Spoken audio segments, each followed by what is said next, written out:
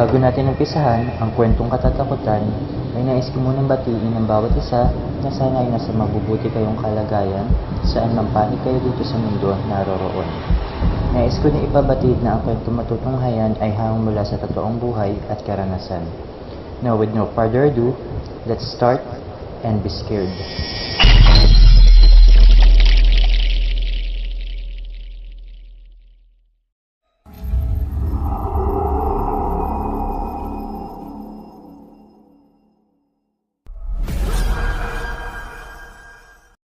Magandang araw po sa lahat ng mga nakikinig, lalong-lalo na po sa mga admin, narrators at sa mga bumubuo nitong page na ito.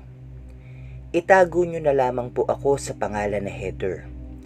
Nais ko lamang pong magbahagi ng isang nakakatakot at nakakakilabot na karanasan. Ito po ay tungkol sa tiyuhin ng kaibigan kong si Ann. Katulad po ng pagkakakwento ko sa karanasan ni Aling Tess na naibahagi ko din dito. Gagamitin ko rin po ang point of view ng kaibigan ko na si Ann. Umpisahan na po natin ang kwento. Malapit na naman ang exam. Samot-saring proyekto na naman ang lalabas at kailangang gawin at ipasa sa itinakdang araw. Nagbigay ang aming guro ng project at kailangang partner ang paggagawa nito. Ann, tawag sa akin ni Bri. O bakit? Tanong ko dito habang kagat-kagat ko ang takip ng ballpen ko. Ito kasi ang gawain ko kapag kinakabahan ako sa proyekto. Tayo na lang ang magkagrupo sa video, sagot ni Ann sa akin. As usual naman Bri. Lagi naman tayong partner kahit saan. Natatawa kong sabi dito. O sige, punta ka sa bahay sa Friday ng umaga tapos 3 days tayong gagawa ng video. Friday to Sunday para wala na tayong iisipin. Sabi nito ng tuloy-tuloy. Sumagot naman ako. Okay sige. Ipapaalam ko sa may-ari ng apartment na 3 days akong wala sa bahay. Sagot ko naman dito. Natapos ang araw na yun na nakaluwag-luwag ako sa isipin dahil may kapartner na ako at napag-usapan na namin ang mga dapat gawin. Araw ng Biyernes kung kailan ako pupunta kina Bri. Nag-ayos ako ng mga damit na sasapat sa 3 araw. Pagkatapos ay pumunta ako sa may-ari ng paupahan para magpaalam. Kuya, aalis po ako at linggo na po ng gabi ako makakauwi dito. Sabi ko sa may-ari ng apartment. Sige Ineng, mag-iingat ka ha. Tanging sagot dito sa akin na para bang naiilang. Batid ko, may nais pa itong sabihin sa akin ngunit nahihiya lamang. Bumalik ako sa bahay para kunin ang mga gamit ko at sinigurado ko munang lakang pinto dahil may mga mahahalagang gamit ako sa loob. Bago ako lumabas ng gate ay madadaanan ko muna muli ang may-ari. Neng, mag-iingat ka ha. Sabi nito sa akin ngunit kinabahan ako noong sinabi niya ito dahil kapag bumabati ito o nagsasabi ito ng mag-iingat ay nakangiti pero ngayon ay seryoso ito.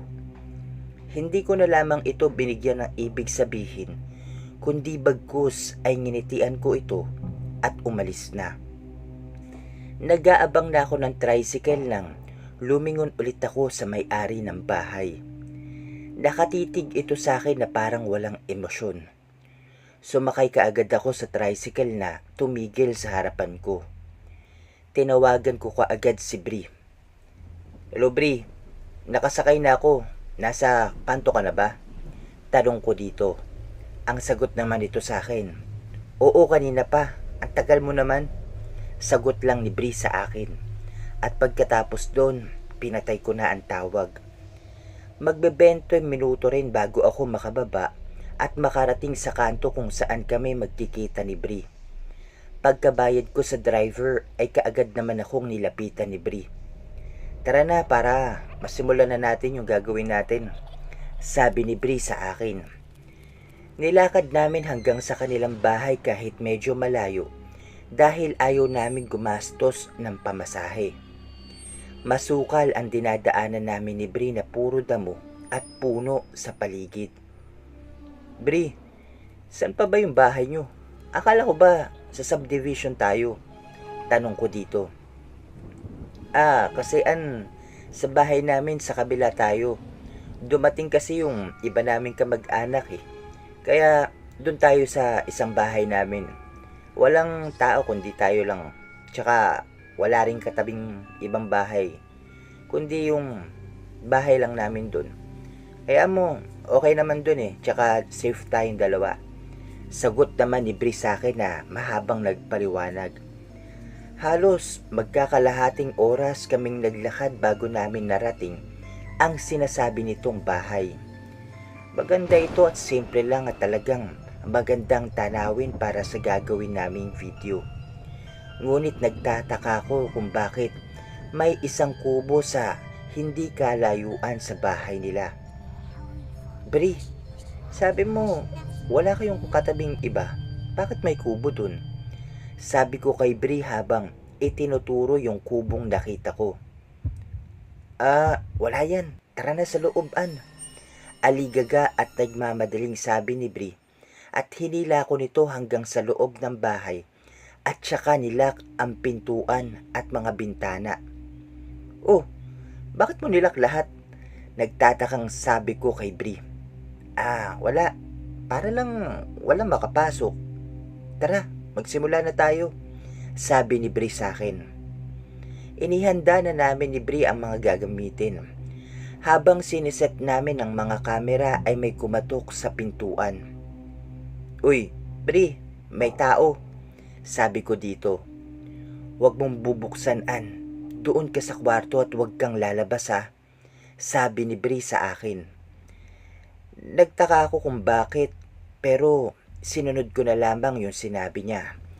Maglilimang minuto bago ulit ako tinawag nito. Sino yun, Bri? Takang tanong ko dito. Wala. Mga bata sa kabilang kanto. Nantitrip. Dayo dito. Sabi ni Bri sa akin. Binaliwala ko na lamang ito kahit nag-aalinlangan ako sa sagot ni Bri. Nakailang ulit kami bago namin natapos ang isang video. Mag-aalas 7 na ng gabi bago namin ito natapos. Tanging sa loob lang ng bahay ang aming background dahil ayaw ni Bri buksan ang pinto pati na rin ang mga bintana. An, bibili lang ako dyan sa tindahan ng pagkain natin sa kanto Sumama ka sa akin, sabi ni Bri. Nako, ikaw na lang Bri, ayoko maglakad, ang layo Sabi ko naman dito. Nakailang pilit sa akin si Bri pero hindi pa rin ako sumama sa kanya. Sige An, basta huwag kang lalabas at huwag mo rin pagbubuksan kung sino man ang kumatok. Pero hindi sinasabi kung sino man siya Sabi ni Bri sa akin na para bang kinakabahan. Umalis na si Bri at saka ko nilak ang pintuan. Nagtataka talaga ako sa mga ikinikilos ni Bri kaya kahit bawal ay binuksan ko ang bintana. Nakaharap ako ngayon sa kubo na nakita ko kanina. Bukas ang ilaw nito at tila may tao sa loob dahil may usok na lumalabas na parang nagluluto. Maya-maya pa ay may lumabas sa pintuan ng kubo. Isa itong matandang lalaki at malaki ang katawan. Palinga-linga ito sa paligid at tila ba may hinihintay. Hanggang sa nakatingin ito sa akin. Lumapit pa ito ng kaunti na parang inaaninag kung sino ako. Kinabahan ako nang dali-dali itong pumasok sa kubo na para bang may kukunin. Nang maalala kong wala akong kasama ay sinara ko na ang bintana. Pumasok ako sa kwarto ng kabado hanggang makarinig ako ng yapak sa labas. Sa tingin ko ay may tao. Maya-maya pa ay may kumakalusko sa labas ng bintana dito sa kwartong tinataguan ko. Rinig na rinig ko ang yapak nito na tila nagmamadali sa paghanap ng kung anumang hinahanap nito. Nakaramdam lang ako at kinuha ko ang aking telepono para i-text si Bri. Lumabas ako sa sala dahil mas mabilis o mas malakas ang signal doon. Bri, nasan ka na? Kahit wag na tayong kumain, bumalik ka na dito. Yung tao sa kubo parang maaligid dito sa bahay nyo. Yan ang eksaktong pagkakatext ko sa kaibigan ko na si Bri. Ibinulsa ko ang aking cellphone at saka bumalik sa kwarto. Maya-maya pa ay may kumatok sa pintuan. Sino yan? Bri? Dahan-dahan at alanganing tanong ko. Pero walang nasagot. Tuloy pa rin ang kato kaya mas lalo akong kinabahan. Kinuha ko ang sofa at saka iniharang ito sa pintuan. Mula sa kwarto ay inilabas ko ang isang lalagyanang ng damit na gawa sa kahoy at saka iniharang sa bintana sa may sala. Ibinaba ko rin ang kortina sa bintana sa may kwarto. Kumuha ko ng martilyo na nasa kusina at bumalik sa kwarto. Nilak ko ang pintuan ng kwarto at saka naupo sa kama. Rinig na rinig ko pa rin ang pag-aligid ng kung sino man ito. Nakikiramdam lang ako hanggang sa naririnig ko na ang lagit-git ng pintuan at pag-usod ng sofa. Kaya mas kinabahan ako ng sobra. Lumapit ako sa pintuan ng kwarto at saka sinilip ito sa maliit na butas sa plywood na pader. Ito nga ang lalaki na nakita ko kanina sa kubo. Napansin ko ang nakabukol sa tagiliran nito na tila ba may nilagay itong gamit sa tagiliran niya. Maayos ang itsura nito noong nakita ko ito sa labas ng kubo. Pero ngayon, namumula na ang mga mata nito. Tila may inaamoy-amoy ito dahil singhot ito ng singhot. Hanggang sa nabaling ang tingin nito sa kinaroroonan ko. Unti-unti itong lumapit kaya pumunta ako sa gilid na hindi ako makikita. Dahil alam kong sisilip ito sa butas ng pader at titignan kung may tao dito sa kwarto. Hindi ako gumagawa ng kung anumang ingay para hindi nito malaman na nandito ako. Narinig ko na pinipihit nito ang doorknob. Gusto kong tumalon sa bintana pero para sa akin ay mataas itong talonin. Lalo na't hindi ako ganun katangkaran at may iniingatan ako. Nawala na ang pumipihit sa doorknob kaya sumandal ako sa may bintana. Maya-maya pa ay halos tumalon ako sa gulat ng may humampas sa bintana mula sa may labas. Pako lamang ang lock ng bintana kaya kung anumang oras ay maaaring masira ito. Pinipilit itong sirain ng nasa labas at sa tingin ko ay nais itong pumasok dito sa kwarto. Konti na lang ay bibigay na ang pako hanggang sa marinig ko ang sigaw ni Bri. An! Malakas na sigaw ni Bri. Rinig ko ring tumakbo papalayo ang lalaking nasa labas ng bintana. Umupo ako sa kama sa sobrang takot at maya-maya pa ay narinig kong nasa sala na si Bri. An! Nasaan ka? Sigaw ni Bri sa akin. Lumabas ako at nakita ko si Bri na may bitbit na pagkain. An! Binuksan mo ba ang pintuan? Tanong ni Bri na may halong takot sa boses nito. Hindi ako Bri yung lalaki sa kubo. Pumasok siya dito. Binuksan ko kasi yung bintana kanina eh. Tapos nakita niya ako kaya pumunta yata siya dito. Dali-daling pumunta si Bri sa may pintuan pero nang makita nitong sira ang lock ay kaagad namin itong inayos. Pagkatapos ay hinila ko ni Bri sa may gawin ng kusina. An, kapag nakita mo si Tito na papalapit, isara mo ang pintuan pati na rin ang mga bintana. Sabi ni Bri sa akin. Ha? Tito mo? Sino? Nagtatakang tanong ko dito. Shh! Tanging sagot nito habang nakalagay ang daliri sa kanyang labi na tila may pinapahiwatig na wag akong maingay. Sa ngayon ay dito ko na lamang po muna tatapusin ang aking kwento at aking karanasan. Dito po nagtatapos ang point of view ni Ann sa ngayon.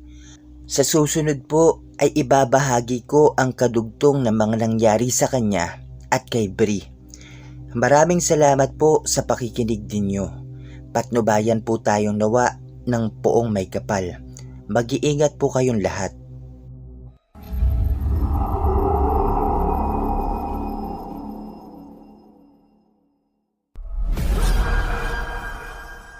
So, ayan po, magandang araw mga ka-Creepy Tales. Pasensya na po kung wala tayong update nitong mga nakaraang araw. Pero ngayon po ay pipilitin ko na makapag-update ng 2 beses. Para ngayon po at isa po ay para mamaya. So, bago po natin tuluyan tapusin ang video na ito ay isang mabilisang shoutout po muna muli sa lahat ng mga nagkomento sa ating last update. Babanggitin ko na lamang po ang inyong mga pangalan para mabilis lang po ang shoutout na bahagi nitong ating programa ito o nitong ating video. May mga nagrereklamo kasi na medyo may kahabaan daw yung part ng shoutout. So pasensya na po. So umpisahan na po natin and shoutout po to these following people. Hello po kay Miss Marites Guevara, kay Boss Red Rivera na nakaabang sa kwento ni Sir Anthony sa Encuentro. Maraming salamat po. Sa ngayon po ay wala pang kadugtong yung kwentong Encuentro pero inuumpisahan niya na po. Hintay-hintayin lamang po natin at konting tiyaga lamang. Yan, binabati ko rin po syempre si Miss May Villamor, si Boss Jeffrey Bersabal na isa sa ating mga masusugid na tagapakinig, taga-subaybay dito sa PCT. Maraming salamat po. Binabati ko rin po syempre si Boss Nestor Bauyon, si Miss Rosela Doria, si Miss Vanessa Apilat Galia.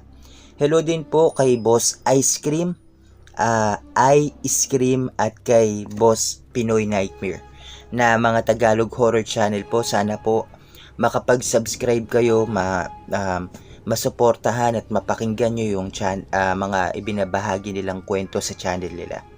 Ayan. Binabati ko rin po syempre si Boss Pedro Tampos, si Boss Queenie. Ayan, maraming salamat po sa inyo. Shoutout din po kay Miss Teresita Sareno, kay Boss Gilbert Gipalaga na nag-comment, sabi napakinggan niya na daw dati yung band Majorette, pati yung isang angkan ba yun? Yung lason at yung band Majorette, hindi niya daw alam kung saan channel niya na narinig.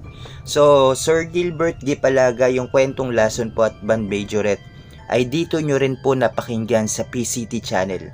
Yung dalawang kwento po na yan ay remaster o re-upload natin dahil po sa yung mga kwento na nagsasend o yung mga sender natin ay inaayos pa namin yung mga kwento nila. Kaya naisipan muna namin na mag-re-upload ng mga kwento. So wag po kayo mag-alala dahil galing din naman po sa PCT channel yung kwentong lason at yung band Majorette.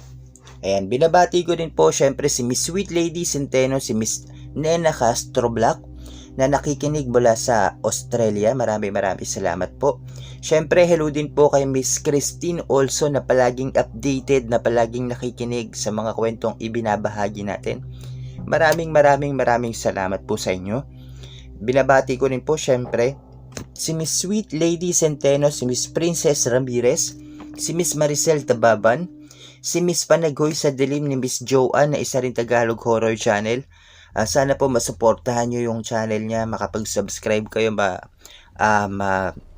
napakinggan nyo yung kwentong Bernamir. Ang ganda ng flow ng story niya. Ayan, binabati ko rin po syempre si Miss Eva Soledad, si Boss Bobby Ongsueco, si Mr. Sita Saironi, si Miss Secret Love and Life Confessions na isa pong Tagalog love story channel. Kung gusto niyo magpahinga sa mga kwentong katatakutan, punta lang po kayo sa Secret Love and Life Confessions. Pwede rin po kayo magbahagi ng mga life experiences nyo dyan.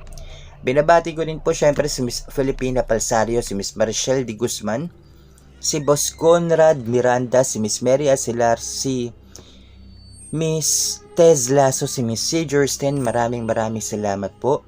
Ayan, hello din po kay Miss Rowena Tabola na nakikinig mula sa Riyadh, kay Miss Alma Ibisate, kay Boss Jetro Sarona, kay Miss Jude's Evening Star, kay Boss Red Rivera. Maraming salamat po sa inyo. Ayan, binabati ko rin po syempre si Miss Ellie Gonzalez, si Boss Jory Servado, si Miss Maria Fumoto ng Osaka, Japan na nakikinig kasama ang kanyang auntie and cousin. Maraming salamat po. Binabati ko rin po syempre si Boss Jamer Bellarmino ng Hong Kong na isa sa ating masugid na listener supporter dito sa PCT channel. Yan, binabati ko rin po syempre si Boss Sandro Continente, si Miss Vanessa Apilat Galia, si Miss Gresilda Ibasita, si Miss Angelina Suzuki, si Miss Azalea Hunt. Maraming salamat po. Yan, hello din po kay Boss or kay Miss Doris Cervera, kay Boss Eris Crib Horror Tales na isa ring Tagalog horror channel. Sana po masuportahan, mapakinggan nyo yung mga kwentong ibinabahagi nila sa kanilang channel. Ayan, Eris Crib Horror Tales. Ayan, binabati ko din po syempre si Miss Yumi Aguilar, si Miss Linda Lynn, si Boss Allen Sunyas, si Boss Jason Miller, si Boss Dennis Efondo, si Miss Lawrence Kamaklang. Maraming salamat po sa inyo. Hello din po syempre kay Miss Sarah King, kay Boss Sherwin 12 Saragosa, kay Miss Christina Varela, kay Miss Jovelyn Trads, kay Miss Christine Mahalko 25 ng Riyadh, Saudi. Sana all may mahal. Ayan, binabati ko rin po syempre si Miss Annie Abdullah na nakikinig mula sa Singapore, kay Boss Beltran Dalin Jr., kay Miss Buhay OFW Yanil 88. Maraming salamat po. Mag-iingat po kayo palagi dyan sa Saudi, sa Saudi Arabia. Maraming salamat po sa support at pakikinig nyo sa PCT channel. Ayan, binabati ko rin po syempre si Boss Rico Ortiz, si Boss Alan Abalayan, si Miss Marisol Edilioran. Maraming salamat po sa suporta nyo dito sa PCT channel. Binabati ko rin po and shoutout din po kay Miss Grasilda Ebasitas, kay Miss Sweetie Montaner, kay Miss Eva Soledad na pinapa-shoutout ang Soledad family ng Imus Cavite. Maraming salamat po Miss Eva Soledad and sa Soledad family ng Imus Cavite, at sa lahat po ng mga nakikinig dito sa PCT channel na mula sa Cavite. And thank you po sa inyo and mag-iingat po kayo palagi. Binabati ko din po syempre si Boss JST Apps, si Boss Naki Maglasang, kay Miss Maria Cristina Goma, kay Miss Arion o kay Boss Arion Chris Ranke, kay Boss nawawala kay Miss Morse, kay Miss Rhea Remorosa Cabanilla, kay Miss Neneng 3M, kay Miss Linda Lynn, kay Boss SK, kay Miss Alia Anshari, kay Miss Iris Tachibana. Maraming salamat po. Binabati ko rin po syempre si Miss Blue Rose, si Miss Aling Kompetente, si Boss Errol Bogoy, si Miss Ana